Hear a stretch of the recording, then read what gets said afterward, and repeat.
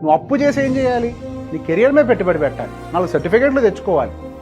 అప్పు చేసి ఐఫోన్ మీద, అప్పు చేసి కారు మీద, అప్పు చేసి ఇంటి మీద పెడితే మీకు ఉపయోగం లేదు. నేను ఏవి కొనొద్దాను, అవి మీ లిమిట్లో ఉంటే చెయ్యాలి.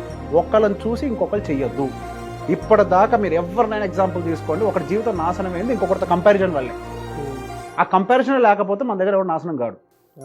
మన దేశంలో లాగా వెస్ట్రన్ కంట్రీస్లో కూడా మనుషులే బతుకుతున్నారు. యూఎస్లో కూడా మనుషులేగా బతికేది. అక్కడ ఎందుకు వెల్త్ రేషియో ఎక్కువ? పక్కన పట్టించుకోడాడు. వాడు ఏం చేసినా వీడికి అనవసరం, వీడు ఏం చేయాలనుకుంటున్నాడు అదే చేస్తాడు. నేను రిలేషన్స్ ఉండొద్దు అన్నట్లు. That is different, this is different. మన లైఫ్ మీద ఒక ఇంపాక్ట్ పడకూడదు.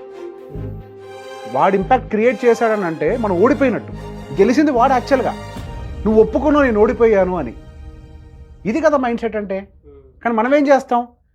సరెండర్ అయిపోతాం వెంటనే వెళ్ళి. వాడు చెప్పింది కరెక్టా, మనం ఇది చేయాలి అని. వాడి కండిషన్ వేరు, నీ కండిషన్ వేరు. ఎందుకు కంపేర్ చేస్తాం?